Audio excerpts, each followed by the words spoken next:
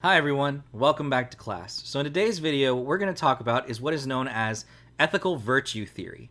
Now specifically, the version of this theory that we're going to talk about in this video today is the Aristotelian version. So this is the version that's given to us from the ancient Greek philosopher known as Aristotle. There are many different versions of virtue theory. In fact, one of the most well-known versions out there other than Aristotle's is the version from Confucius known as role theory, but we will talk about that in another video at a different time. So in this video specifically, we are going to focus on Aristotle's version of the theory known as virtue ethics. So, what is virtue ethics? Well, simply put, virtue ethics is a moral theory that focuses on telling you how to be rather than how to act. And this is what makes virtue ethics one of my favorite ethical theories to talk about and to teach in a class, because every other ethical theory that we go over up until this point really looks at either the actions or the consequences of the actions, but it's focused on those things that you are specifically doing. Moral value exists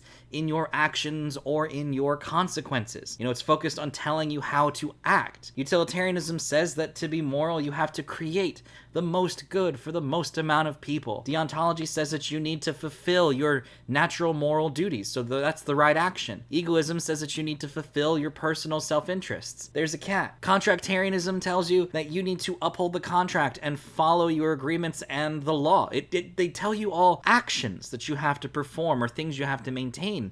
But virtue ethics doesn't do that, at least not in the same sense. Virtue ethics isn't focused on telling you what actions are good or bad. Instead, virtue ethics tells you what kind of person you should be. Virtue ethics, especially Aristotelian virtue ethics, is focused on the development of good character. It's the idea that you should be developing this good individual within yourself, this good character.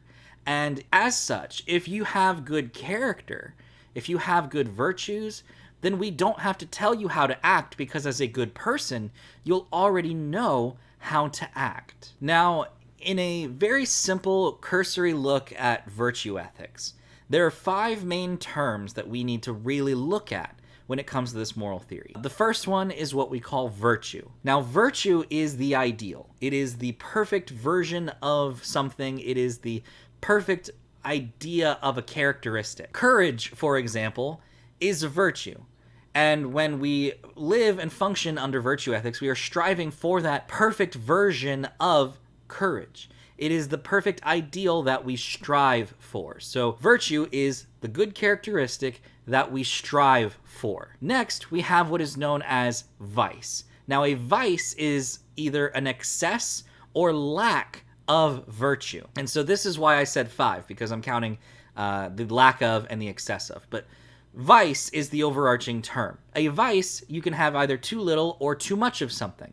This is where we get the idea of a lack or an excess when it comes to virtue. Because, again, virtue ethics is focused on developing good character. You should be finding the perfect balance, the right amount of this good characteristic. And when we don't do that, when we have too little or too much, when we have a lack of or an excess, that means that we now have a vice. So sticking with the idea of courage. Courage is a wonderful virtue. You should be courageous. But you can have a lack of courage. This is the vice known as cowardice. You can also have an excess of courage, because when you have an excess of something, when you have too much of it, that means that it is a bad thing. That's kind of the literal definition of having too much. It's too much, meaning it is bad. So when you have too much courage, you can have arrogance or brashness, foolhardiness, pride. The word Aristotle tended to use a lot of the times, at least in the examples that was always taught to me, is the idea of foolhardiness, to be foolish and arrogant and prideful. So we have courage as the goal, the thing that we're aiming for, the thing in the middle, and then on one side we have cowardice, and on the other side we have foolhardiness. This is our virtue and our lack of vice and our excess vice. Now, the next term that we have is what Aristotle referred to as the golden mean. It's this idea that we need to have the perfect or just right amount. We're going to stick with this example of courage for a little while because it's a very good one, and it's one that Aristotle himself used quite a bit in talking about virtue ethics. But before we get too much more into the idea of courage, let's focus back on this idea of the golden mean. So the easiest way for us to remember what the golden mean is to essentially to understand it as this just right amount, this perfect balance that I already already mentioned a few moments ago. Because for Aristotle, it was possible, as we discussed, to have too little or too much.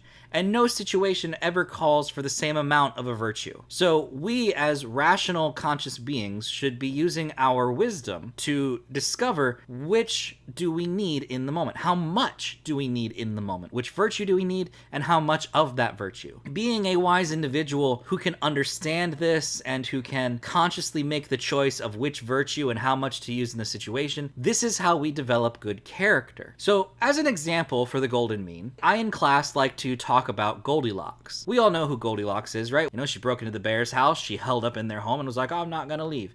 I mean, that's not really how the story goes, but we all know who she was. She was not a moral person. So if you don't know the story of Goldilocks, let's just go ahead and go over it real quick. You got this little 8-year-old blonde girl named Goldilocks who decides she's gonna go walking through the woods one day. And while doing her normal stroll through the woods, she comes across a home.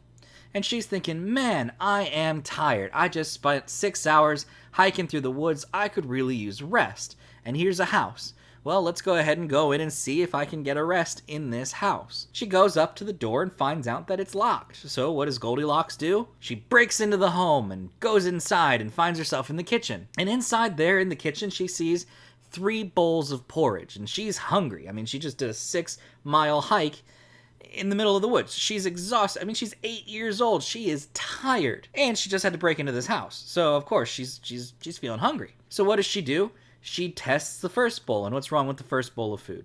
It's too hot. Tries the next one. It's too cold. She has the third one. It's just right. And she eats all of that food. Like Goku after a workout, she just eats the whole food. After eating the food, she is full and looking for a place to kind of rest her head and think about life. So she goes into the living room where she finds 3 chairs. Now the first chair is far too big and the second chair is far too small, but the third chair is just right. It fits her perfectly. So she sits down in the chair and she sits there and contemplates and then she decides, you know what, I'm starting to fall asleep. I should go upstairs and find a bed. My mom didn't raise me in a barn. I'm not going to sleep in the living room. So she goes upstairs to find a bed. Now she finds the first bed, and what's wrong with that bed? Well, it's too hard. She goes to the next bed, finds it, and sits down on it, and finds that it's like Uncle Fester's bed, way too soft. She just sinks straight into the middle. Now after rolling her way out of the bed, she goes to the third room, where she finds a bed that is just right. It's like the dream bed. It's like sleeping on a pile of clouds. And unfortunately for her, that she doesn't hear the 3 bears come home and they kill her. Now you might be thinking that's not the version of the 3 bears I grew up with, but she broke into a bear's house. You don't mess with bears. Bears will kill you. They're huge. And she just ate their food and slept in their beds. These bears are pissed. Now, why are we talking about Goldilocks in connection to the golden mean? Well, think about the Goldilocks story. This is just a good way for you to remember it. What in the Goldilocks story do we say over and over and over again? What is she looking for? She's looking for the thing that is just right. The porridge has to be just right. The chairs have to be just right. The bed, oh, it's perfect. It's just right. That's what she has to do. She has to find the bed that is just right for the situation. So that's what she does. The golden mean is the idea that we have to find the amount of virtue that is just right for the situation. The amount of virtue that is just right for you in that situation. Now, what do I mean when I say that we have to find this amount of virtue that is just right for you? Well, let's go back to our example from Aristotle and this idea of courage. When Aristotle talked of courage, he said that you need a particular amount of courage to go into battle. Because if you have too little courage, if you have cowardice, you're not going to act. So your friends are pinned down, they need your help. If you have cowardice, you're going to cower in the corner, you're going to run away, you're not going to help your friends, and your friends will die. But if you have too much courage, if you have foolhardiness, you'll run in guns blazing without a plan, and you will get you and your friends killed. You need the appropriate amount of courage for the situation. You need the amount of courage that allows you to act as a prudent person would, cautiously, but with forethought. And this is what Aristotle means when he says you need the right amount of virtue in anything. You need the amount of virtue that allows for you to think about it, to use your wisdom and your logic to act cautiously, to act as a prudent person, an individual who thinks about it before they act, who consciously decides appropriately before they act. Let's take this idea of courage and change it, because while some of you may have seen combat or battle or been in a fight at some point in your life, I know that quite a few of you haven't. I know I haven't. And so let's look at something that all of us can likely relate to. Let's talk about asking somebody out on a date. You know, if you need to ask somebody out on a date, you need the appropriate amount of courage. Because if you have too little courage, you're going to walk up to somebody and go, hi, I really like, and that's not good. You don't want to be that person going up and asking somebody out. That's, you know, it's cowardly. But you also don't want to be the person who walks up to somebody and is like, hey, how you doing? I don't know how confident people act when asking somebody out. I was always the other guy. That was me. But you need the appropriate amount of courage in a situation, because if you're too confident, if you have too much courage, you're looked at as cocky and arrogant, and that's not attractive. But if you have too little courage and you're that's not attractive either. You need the appropriate amount. And so if you start your courageous journey over in land, then you need to build your courage up over time to become more confident. And if you exist over in hi, then you need to build your courage down so that you're less cocky and arrogant. This is what it means to have the appropriate amount of courage for you. Some people are far more confident than others, and some people are far less confident. So you need to act in a way that allows for you to strive towards this perfect ideal.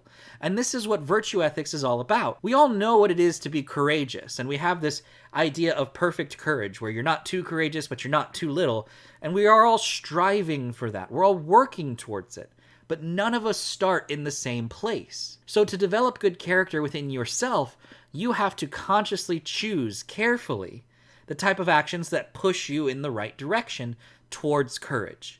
And this is true for all virtues under Aristotelian virtue ethics. You need to have the appropriate amount of courage, you need to have the appropriate amount of honesty, of loyalty, of beauty, of strength, all of these things that we consider to be virtues. You need to have the appropriate amount of it in the choices that you make so that you can strive for this perfect ideal. Now, we will never achieve this perfect ideal, and this is actually where the last term of today's lecture comes from. For Aristotle, the reason why we continually strive for this good character, the purpose of it, is to attain what he called eudaimonia. Now, eudaimonia doesn't have a great translation or definition in the English language, but probably one of the best ways to consider it is to consider it like a life that is strived for. It is something that you work towards, you strive for it, and it is something that is ascertained through struggle. So for Aristotle, eudaimonia is something we will never achieve. And in fact, if you look at his metaphysical philosophies, it makes perfect sense why. Because for Aristotle, we as imperfect beings will never become perfect. We will never achieve perfection. So our desire to attain the perfect ideal of courage, the perfect virtue of courage, will never happen. It is a flawed odyssey from the start. We're never going to get there. But for Aristotle, that doesn't matter, because it's not about achieving perfection. It's about working over the course of our life to better ourselves. It is about always making yourself better, always developing better and better good character for yourself. A life that is strived for, a life that is earned, is better than one where we just kind of go through the motion. And so the purpose of virtue ethics is to strive for this idea of eudaimonia, to strive for this life that is earned through struggle. And we do that by making conscious choices of the virtues we are hoping to attain, by recognizing the flaws within ourselves so that we can recognize them and build off of them to become better people. An immoral person under virtue ethics ignores their flaws, so they ignore their vices. They make choices without thinking of it or attempting to strive for a better version. They don't care about their character. They don't care about who they are or where they're going. A moral person under virtue ethics cares about developing good character.